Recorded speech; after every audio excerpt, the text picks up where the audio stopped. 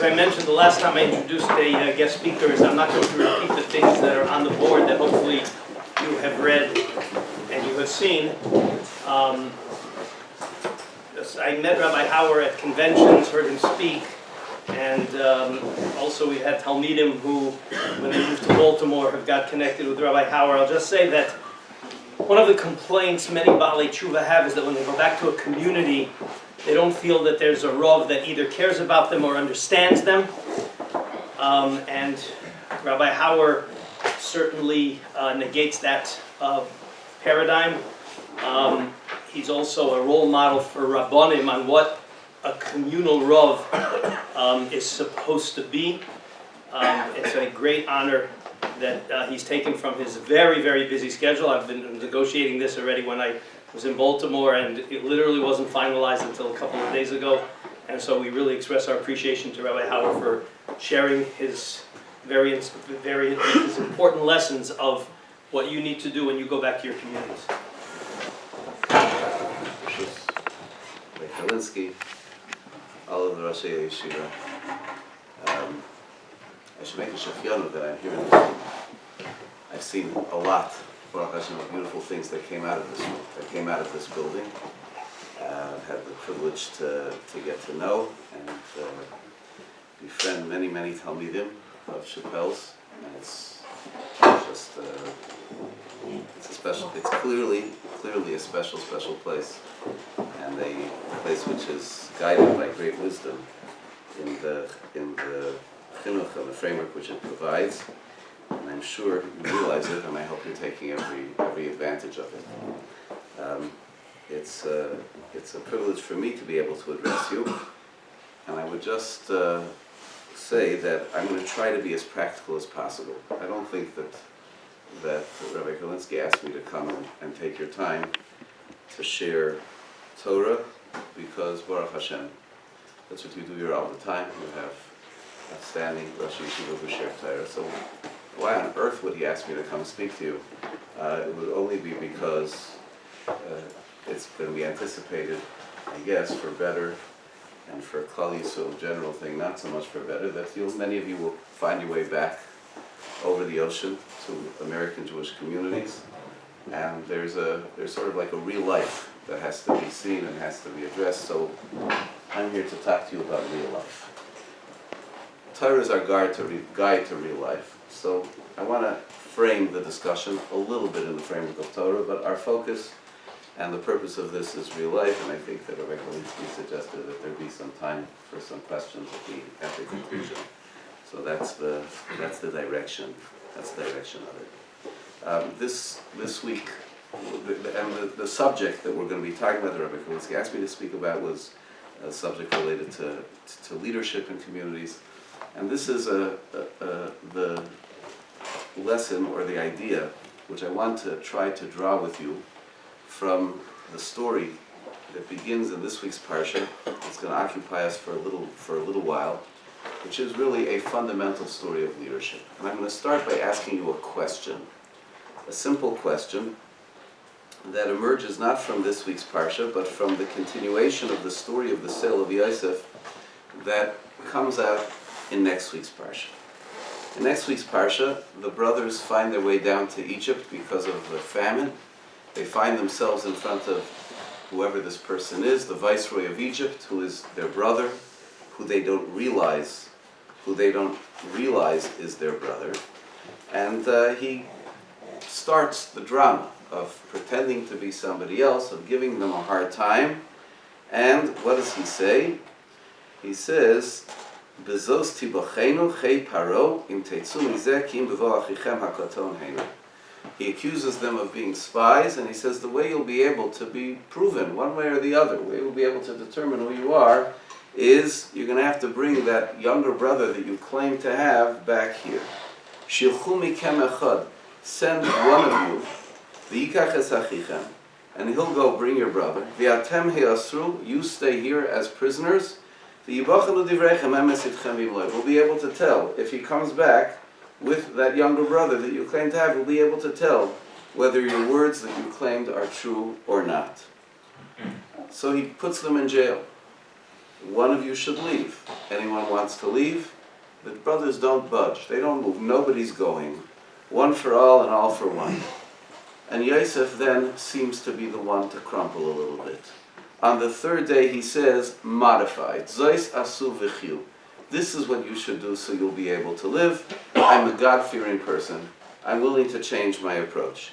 Im keinim atem, if you're telling the truth, one brother will stay here as a hostage, and the rest, v'atem, the rest of you, l'chu v'aviu shever ravaim batechem.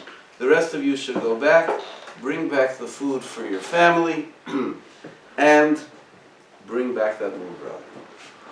That's what Yosef does. Originally, plan A, you'll all stay here imprisoned. One of you will go back and bring your brother, and then we'll know that you're telling the truth. Plan B, one of you will stay here imprisoned, and all of you will go back, and you'll bring the food, and then you'll bring back your brother. Quite a change from plan A to plan B. What's the essence of the change? We have to identify it, because what's fascinating is that Vayomru ish Elochiv, the verse says afterwards, and the man said to his brother, in other words, they said to each other, Oi, we're guilty. Hashem anachnu Elochinu, we're guilty over our brother. We saw how he was suffering when he pleaded to us. V'lo shamanu, we paid no attention. That's why we have this difficulty. And Reuven says, I told you so. And they didn't realize that Yosef was overhearing the whole thing. The brothers suddenly start beating their chests. They suddenly start saying, we made a mistake. We made a mistake when we sold Yosef. And there's a very straightforward question that has to be asked here. They were sitting in jail for 3 days. Did they do any of this? When they're sitting in jail for 3 days, did they say, Oy, you know, we shouldn't have sold our brother. Look what happened to us. From what we can hear, not a word. Now, Yosef changes from plan A to plan B, and now they start suddenly reflecting and saying, oh my goodness, what did we do to our brother? And this time they're doing it in the most odd circumstances. Yosef is standing in front of them. They've just been given this counter proposal. They're talking to each other in front of him. Okay, they're speaking in a foreign language that they don't think he knows. Why now? You understand the question that I'm asking you?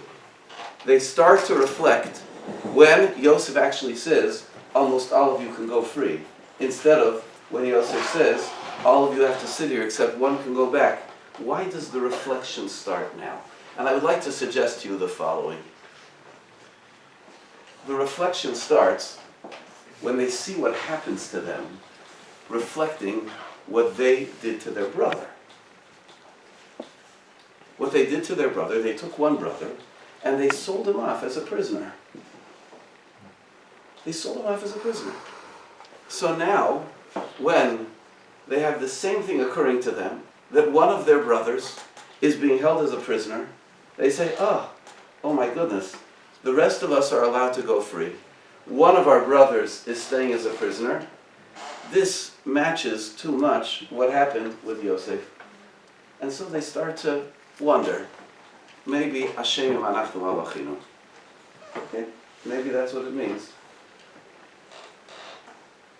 What's the significance of that? Why did Yosef have a plan A? Yosef's vision was also about prisoners, but they would all be prisoners except one who would go and bring them back the food. And what is possibly to be seen here is that Yosef's plan A was exactly the way he saw the story. The way he saw the story was that when he was sold to Egypt, he wasn't the prisoner. He was the one who was their ticket to freedom. He was the one who was their ticket to survival. When he was being sold to Egypt, he was being positioned to be the viceroy of Egypt who would save the lives of Klal Yisrael. And so for him, the better matching model to the story which had happened with him was that all of the brothers should be locked up, should be limited, and one of them would go free to be the ticket to freedom for the rest. But the brothers didn't see it that way, couldn't see it that way. The brothers instead, they were the free ones. They had sold their brother into slavery, There was one brother who was held prisoner while the rest were free. And until they saw their story as that story, they didn't recognize the parallel between the two. Why am I telling you this? What does it have to do with our subject at hand? You see, Yosef was a leader. He was a leader of the Jewish people. He had a dream in the beginning of this week's Parsha Vayeshev about being a leader.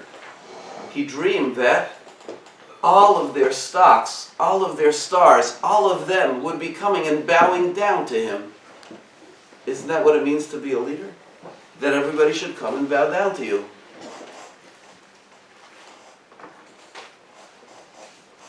But that's not at all what it means to be a leader. What it means to be a leader is the way Yosef would ultimately describe to his brothers what he was doing in Egypt. The fulfillment of the dreams. The bowing, in a great sense, was besides the point. In fact, as soon as everybody who had to bow down to him had finished bowing down to them, Yosef pulls off the mask and they never bow down to him. He doesn't want them to bow down to him. He goes and he starts kissing them and embracing them. A leader is the one who goes ahead to try to take care of everybody else. Yosef said, I went to Egypt to be able to take care of you. The vision that Yosef had of being a leader of the Jewish people threw off the brothers. They said he's this sort of like this self-centered person. He wants all of us to be bowing down to him. And to Yosef, that wasn't the dream or the vision at all. It wasn't that he wanted them to bow down to him. He wanted to take care of them. When you take care of people, so necessarily there's a certain degree of that they're a little bit humble before you.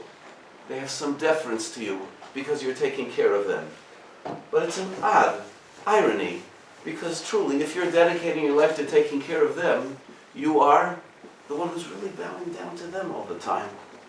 You know, the Gemara says that kisvurim atem, you think that you're getting sororos, you think you're getting leadership, you're getting avdus, you're getting servitude. They were told, Rechavam ben Shlomo, when he was becoming the king of the Jewish people, he was told, if you want to be a servant to this nation, a servant leader, a person who's there to serve, it's a fundamental perspective on leadership that, in the truest sense, makes it or breaks it. It's why in the Torah, what's always valued in leadership is humility. Because then the perspective is that I'm there, the person's there as a leader to be able to serve, to contribute, to do for others, to have their life revolve around and be dedicated to the service of others, instead of seeing themselves, to some degree, as the one who it's all about. There was a moment when Yosef lapsed. There was a moment when he was put in charge of the house of Potiphar. And he was Yefei Toar v'Yefei Mare. He was of beautiful appearance. And Rashi says, he saw his promotion and he started to make sure that he looked right, that he looked the part. He got caught up with himself a bit. And immediately, the divine providence put him in his place. The kinds of challenges that come to leaders who get caught up in themselves was immediately placed upon Yosef HaTzadik, and immediately he corrected. Immediately he resisted the wife of Potiphar and what she tried to ensnare him in. And he was back to being Yosef, there to be able to serve his brothers.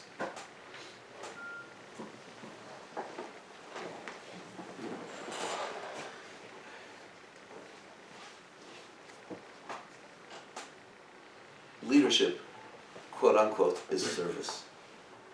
And service is not reserved in the Jewish people, I would even say in humankind, it is not reserved for people, so to speak, who fit on some kind of a podium which is reserved for important people. Every person, every one of you, every one of us must, as part of our basic definition as human beings, certainly as Jews, assume that which is the central aspect of leadership, which is service. There's a famous pitgam, there's a famous saying, which was given over the son of the great Rav Chaim Volozhin, or Rav Chaim of Volozhin, reports that his father used to say it to them all the time.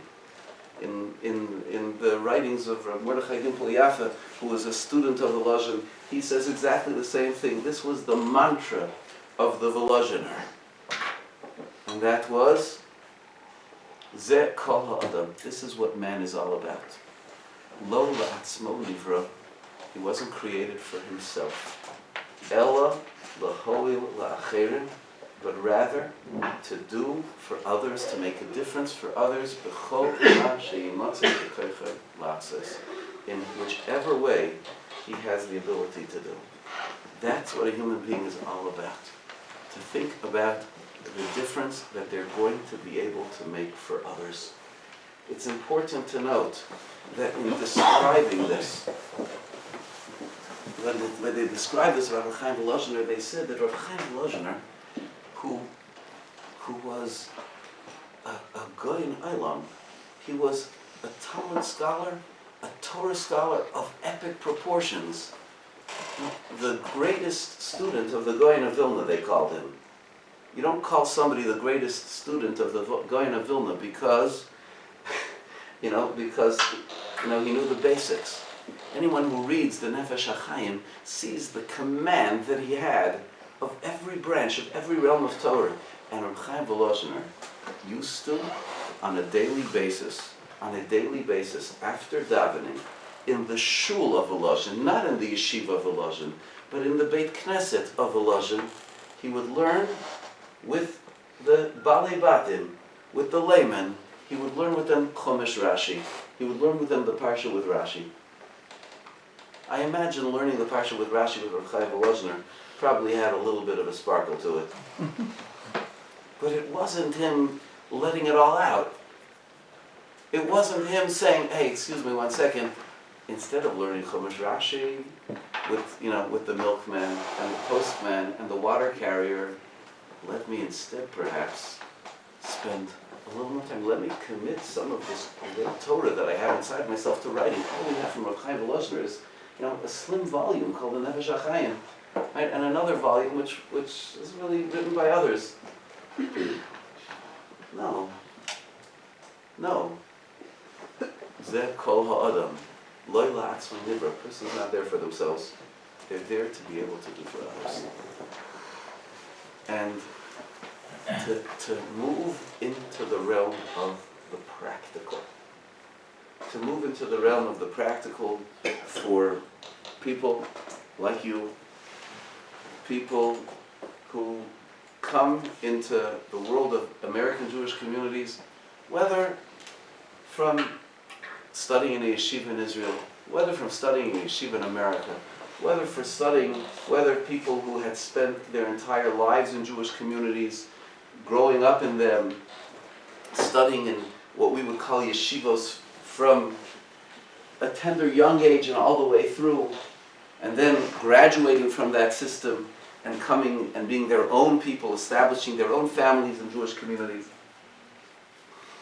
or whether people who are going to be coming back in a certain sense for the first time full-blown into the Jewish communities that they've been in before, all face, I think, a similar challenge. They face a similar challenge in the following. They see sometimes that there's a fork in the road when one, quote-unquote, graduates from a yeshiva. There's a fork in the road. There are people who graduate from yeshivos and go on to be professional Jewish educators, professional Jewish leaders, rabbis, educators, teachers, etc. And then there's everybody else. And everybody else will often say to themselves, you know, I left the yeshiva, but I didn't study enough. I need to study more. And they're right. I feel the same way. And I've dedicated much of my life to trying to catch up, and hope to continue to dedicate the rest of my life to trying to catch up and to be able to do more. We can always learn more. And the more we learn, the greater the human being we're going to be. And holding on to more years in a room like this, in a building like this, where this is all that it's about, every additional week, month, year, it grows us in ways that will have dividends for ourselves and for everybody we come in contact with for the rest of life. But make no mistake, the truth of the matter is that there's one pathway that leads outside of this space marriage. It's one pathway. And that pathway is that everything which we've learned, we have to supplement and grow. And everything which we've learned has equipped us to go out there and make a difference. No, not to survive and to hold on and to be able to learn a little bit more, but to go out and to spread and to make a difference. Every human being, and especially every Jew, has to carry with them all the time, I don't exist here for myself. I can make a difference, and I will make a difference. I'll find the niche. Is everyone going to find the niche in teaching Torah? In a certain sense, yes, they will.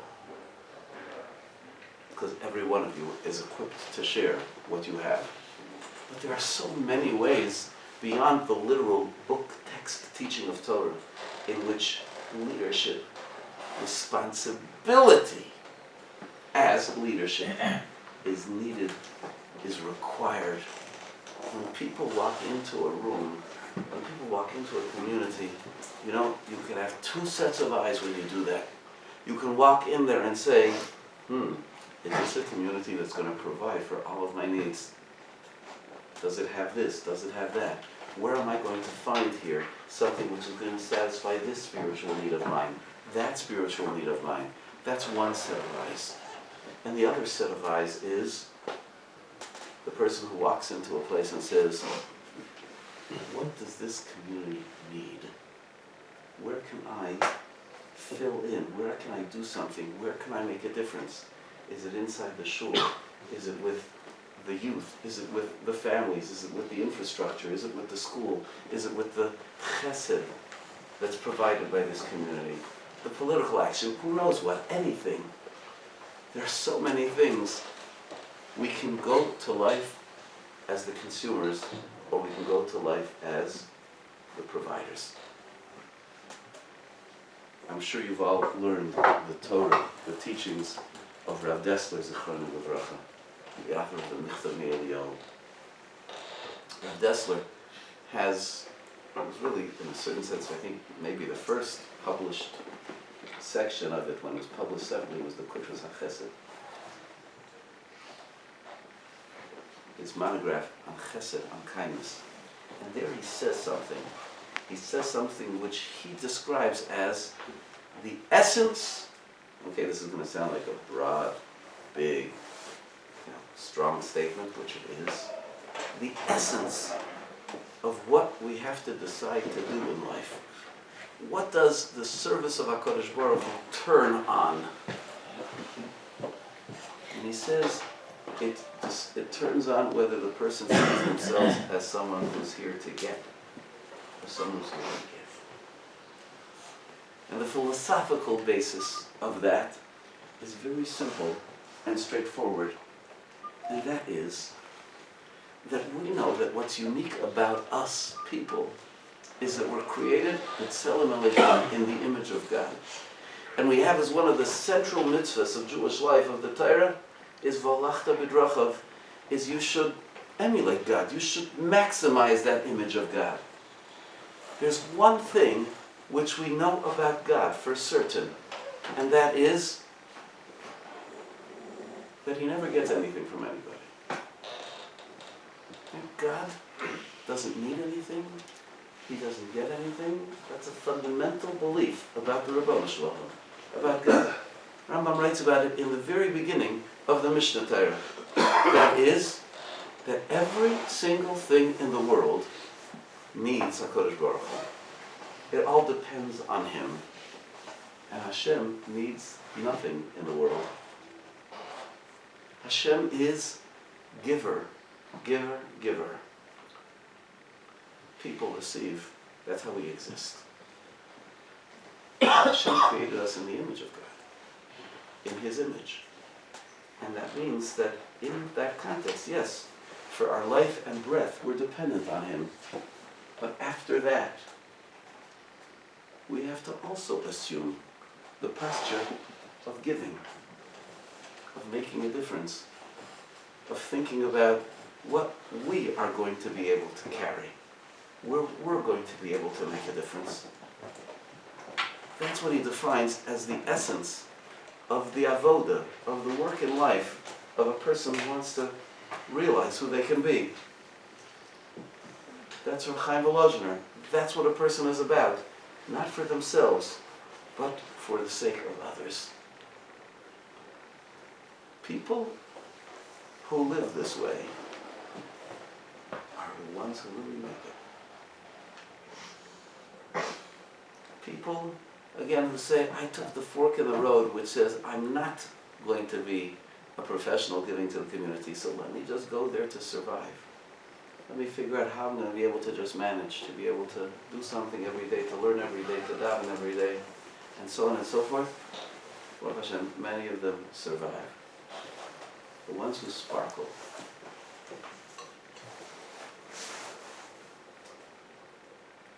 they're the ones who go from here and say, I've been empowered to do something. I've been empowered by my existence. I've been empowered by my time that I spent in yeshiva. I've been empowered by the Torah that I've learned. I can now look. I can look around. I can contribute. I can make a difference on any level. On any level. I hope what I'm saying is coming across clearly and sharply. This is the Mokuba. This is the point that differentiates Yosef's view. It scared the brothers when he was dreaming about people bowing down to him, about them bowing down to him.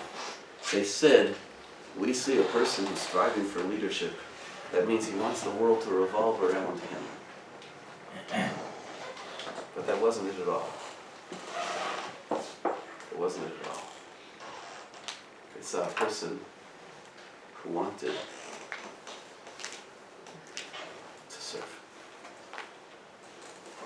serve, to be there for others, to make a difference.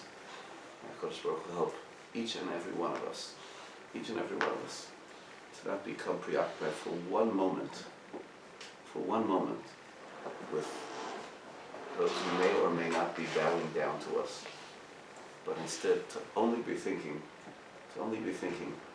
about the strength that we have within ourselves to be able to share, to be able to impact.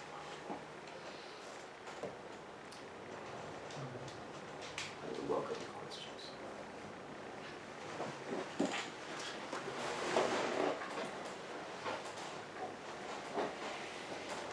Hauer, maybe I'll start just asking, I think I find sometimes Talmidim oftentimes were very active communally before they come to yeshiva. When they enter yeshiva and they see how complex everything is, they get paralyzed.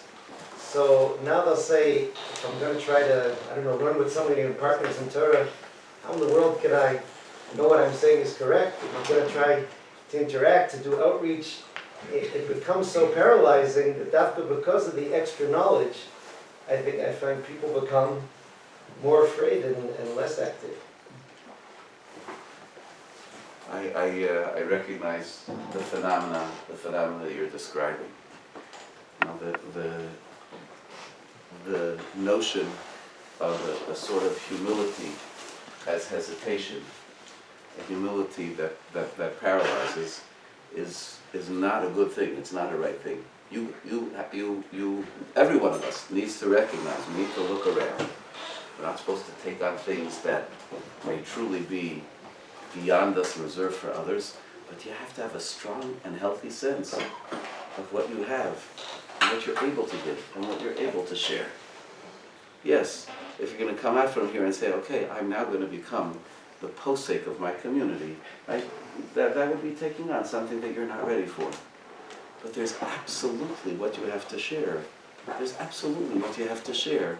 And to be aware of your limitations and not to be ashamed of your limitations, that's what it's all about. That's what it's all about. You know, we have a minhag in our shul. We have a custom in our shul. I do this since I began in the rabbinate.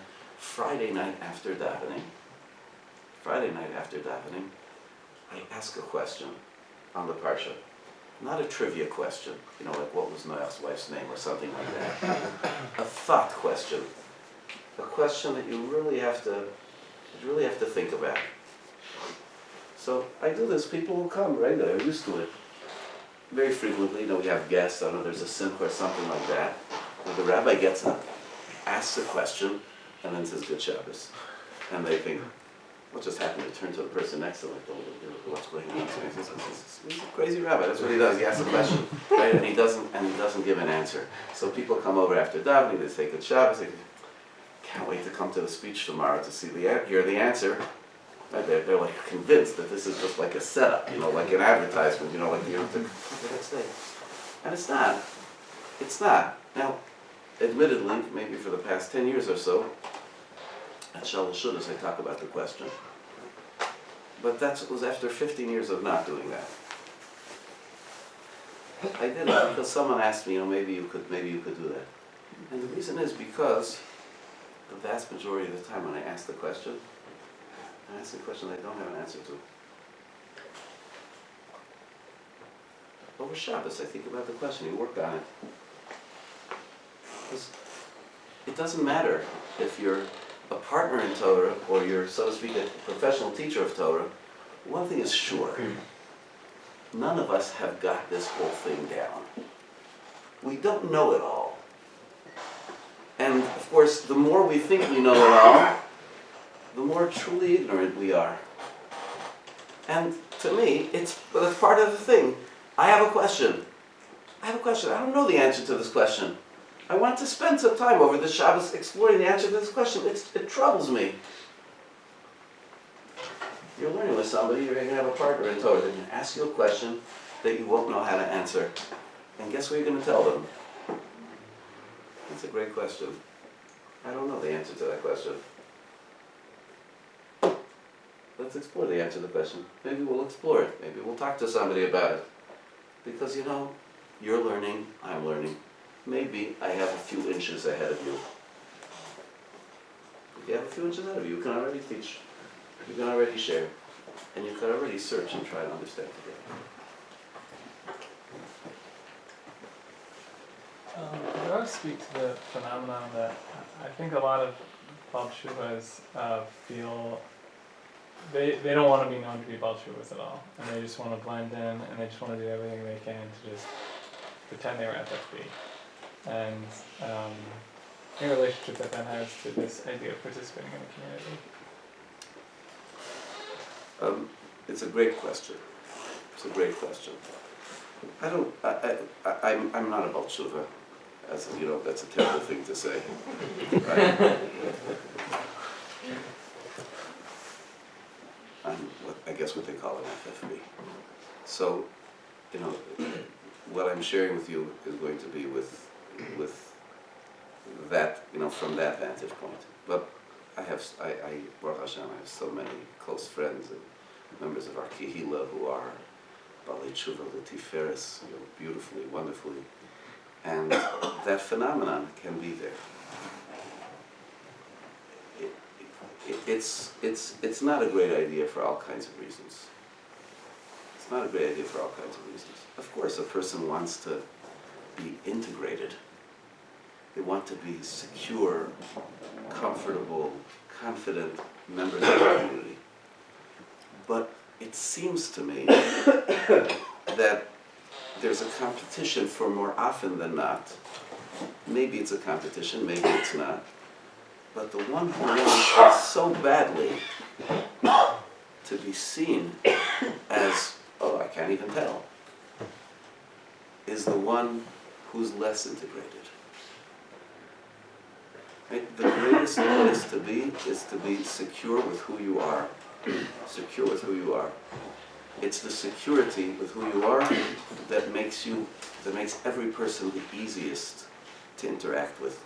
When people are insecure and lack confidence and trying to hide this thing, that thing, the other thing, nobody can relate to somebody like that. And this has nothing to do with whether a person is a Baal Tshuva or from birth. Right? A person who's trying to pretend to be affluent and to be able to be along with those who really isn't. There's so much static surrounding that person that nobody can relate to that person. They're not comfortable in their skin. And I want to just say, that's one of the things which really strikes me about the graduates of this particular yeshiva. Is they're comfortable, they're secure, they're comfortable in their own skin. You know, when Chazal say that a person who does tshuva me'ava, a person who does tshuva out of love, passion, not just because they're afraid of something, but because of conviction, so then the quote-unquote the averas that they did in the past become like mitzvahs. What they're saying is that person is not trying to run away from something. That person is taking everything that they are and bringing it forward to use as they've grown, as they've expanded their horizons, as they've enlarged their vision, as they have a new insight as to what it means to really fully live. And they bring it all with them. And that's a tremendous gift. It's a tremendous gift. Don't be ashamed. Don't be ashamed, be proud. You know, at the Simchas Beis HaShoeva, right, you know that Mishnah, right? So there were two types of people dancing in the middle of the circle. And they both sung out loud, right? The FFBs sang, praise the Lord, there were FFBs. Ashrei Yalduseinu, Shalebisha Ziknaseinu. They have nothing to look back on to say, ay, hide those pictures.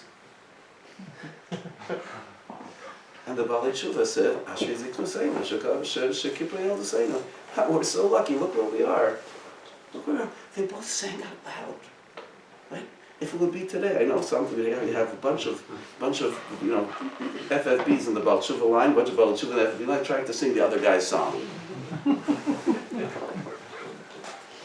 We should all be very comfortable where we are. We all bring something very, very valuable, as is.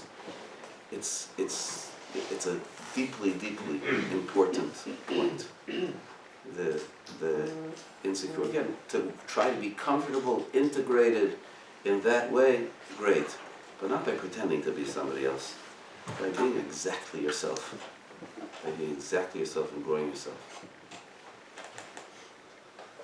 So you said that when you pick a shul, you should be looking more for what you're able to give to the community rather than what the community can give to you. But if you go to either extreme, you end up with a bad situation. Either the community isn't a good fit for you, or you're trying to make the whole community yourself. So I want to clarify slightly. Whichever community you go to, there's going to be things that you will be able to get from it, and there are going to be things you're going to give to it. Every room you walk into, right? If people walk into a room, there's a paper towel on the floor. There are some people who will just pick it up. Not every person picks it up. Because every room has quote-unquote paper towels on the floor. Every shul, every community has things that you can give. I don't think that you should be oblivious to what you can get from the community. I don't say just look at what you can give, don't look at what you can get. Yes, of course, there's a value to being in a community that supports your values. The Rambam teaches it's a mitzvah d'oraisa, it's a Torah commandment for a person to choose to attach themselves to a place which can help encourage, good values. And some is open. But when you go there, so that's a qualification. But just don't go there thinking about what you can get. V'gam mizeh al tanach yodecha. Look at both sides of the equation. Thank you for bringing that up. I have a more technical question about the beginning of the story of Yosef.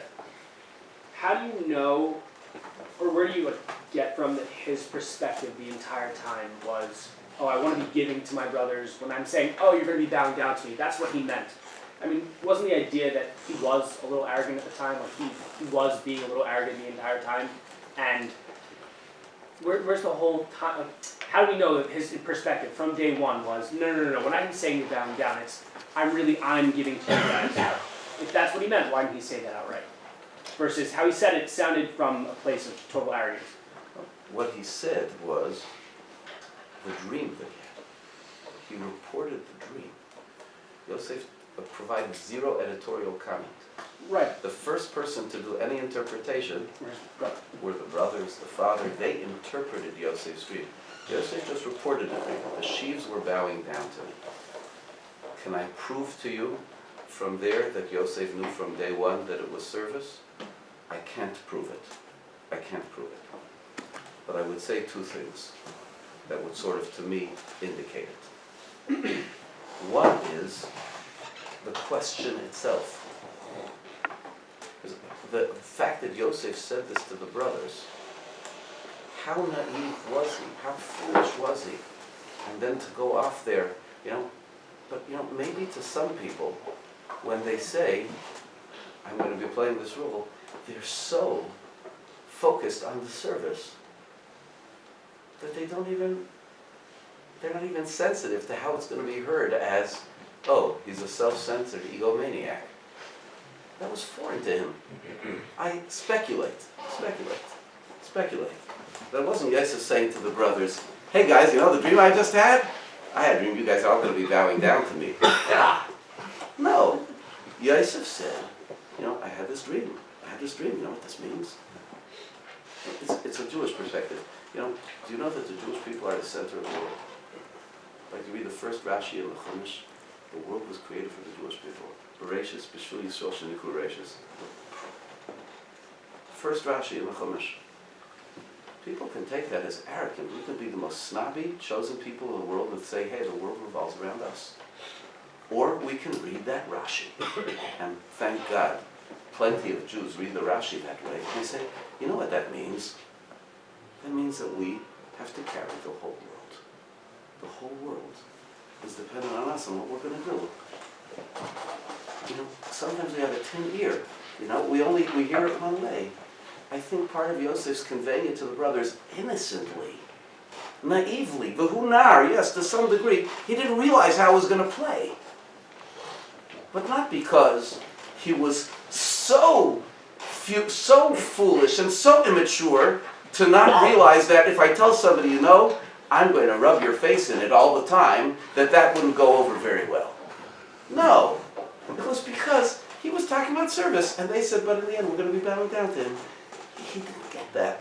I believe that may be what's happening here.